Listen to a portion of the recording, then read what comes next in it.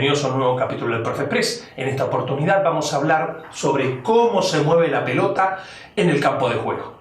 Y para simplificar, vamos a suponer que la pelota no interactúa con la atmósfera, es decir, vamos a despreciar el efecto del viento, de la rotación de la pelota o efecto y también de la fricción del aire. Y la pelota en esas circunstancias va a describir una parábola. La parábola es entonces la curva que describe el movimiento de una pelota en estas circunstancias.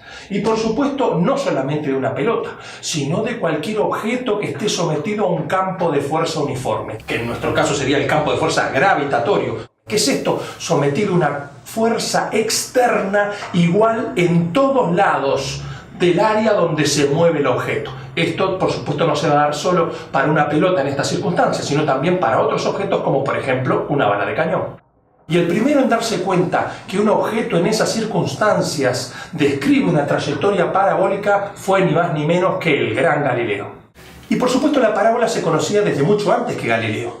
En la antigua Grecia, los griegos, esa extraordinaria civilización, pilar de la cultura occidental, ya habían descrito a la parábola como el resultado de cortar un cono con un plano en un ángulo de inclinación igual a uno de sus lados, igual en definitiva a una de sus generatrices. Entonces el corte del plano con el cono produce una parábola. Y esta interesante curva además puede ser definida de otra manera.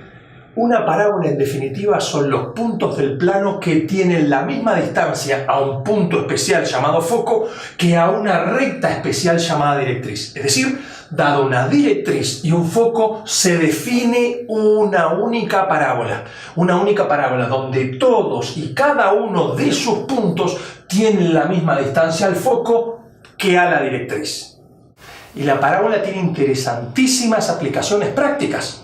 Si agarramos y hacemos un paraboloide de revolución, que es algo así como una parábola 3D, y le ponemos una superficie reflectante o espejada que refleje la radiación, si nos viene luz en esta dirección, la misma va a reflejarse en sus paredes y se va a concentrar en el foco. Esto es una propiedad notable, porque permite concentrar toda la luz que viene en un único punto en el foco. Esto es muy útil, por ejemplo, en los telescopios, porque permite recolectar toda la potencia lumínica de objetos muy lejanos en el espacio en un único punto para obtener una mejor imagen, para obtener más información de fuentes muy débiles. Y por supuesto esto es útil no solo para telescopios, sino también para captar señales. Y una utilidad muy práctica y cotidiana son las antenas parabólicas, que lo que hacen es captar la radiación electromagnética, las ondas de radio que vienen de los satélites u otras fuentes lejanas, concentrarlas en el foco y allí se puede poner un sensor para obtener la mejor calidad de señal. Y no solamente tiene por qué ser luz o radiación electromagnética en definitiva, sino también puede ser sonido. Hay micrófonos parabólicos que lo que permiten es obtener mucho mejor sonido concentrando toda la energía sonora en un punto. Y otra utilidad práctica muy interesante de la parábola es precisamente el efecto contrario a lo que vimos. Si ponemos una fuente de luz en el foco, entonces la radiación que emita esa fuente de luz va a rebotar contra las paredes del paraboloide y van a salir haces de luz en forma paralela. Eso es muy útil para aprovechar al máximo la fuente de luz y dirigir su potencia. Por ejemplo, este efecto se aprovecha en las ópticas de los autos. Hemos hablado de la parábola, pero no hemos visto por qué razón la parábola describe el movimiento de la pelota. ¿Por qué será eso? Bueno, vamos a verlo intuitivamente, aunque se puede demostrar matemáticamente con total pulcritud. El movimiento de un objeto se puede descomponer, valga la redundancia, en componentes. En este caso, podemos descomponer la velocidad de la pelota en una componente horizontal y en una componente vertical. Recordemos que la gravedad, por supuesto, actúa verticalmente. Horizontalmente, la pelota no recibe ninguna fuerza. Ya dijimos que despreciamos el efecto de la atmósfera y tampoco la gravedad actúa horizontalmente porque es vertical. Entonces la pelota, este objeto, se va a mover a velocidad totalmente constante y uniforme porque no hay ninguna fuerza ni que la frene ni la acelere en esta dirección. Verticalmente no sucede eso y la gravedad actúa y causa un cambio dramático que puede ser muy importante de la velocidad. El jugador patea la pelota. Inicialmente sale con una velocidad alta, hasta que la gravedad la va frenando cada vez más, hasta llegar a un máximo y después empieza a caer. Observemos la forma de esta interesante curva. Aquí es prácticamente horizontal porque la velocidad dominante es la horizontal.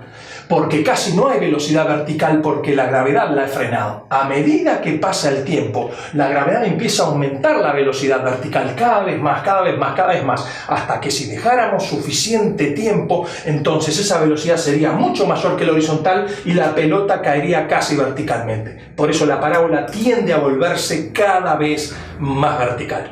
Cabe aclarar que normalmente las parábolas cuando se juega en la cancha de fútbol normalmente no son tan pronunciadas. Aquí nosotros las hicimos más pronunciadas para que sea más sencillo de visualizar el fenómeno, pero muchas veces son bastante abiertas, pero siguen siendo parábolas de todas formas.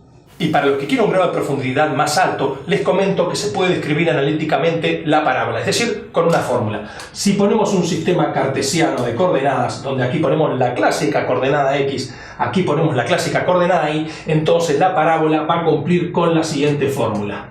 Y es igual a por x al cuadrado más b por x más c. Esta ecuación que nos dice que si x crece 10 veces más, entonces, como está elevado al cuadrado, iba a crecer del orden de 100 veces más, por lo menos tendiendo al infinito. Una variación en x de 10 veces más grande va a producir una variación en y de 100 veces más grande. Entonces, es interesante como con valores muy pequeños de x no hay grandes variaciones, pero a medida que x empieza a agrandarse, entonces y crece muchísimo, muchísimo, muchísimo, produciendo ese efecto de vertical, gran variación vertical, porque en definitiva la coordenada Y representa la coordenada vertical.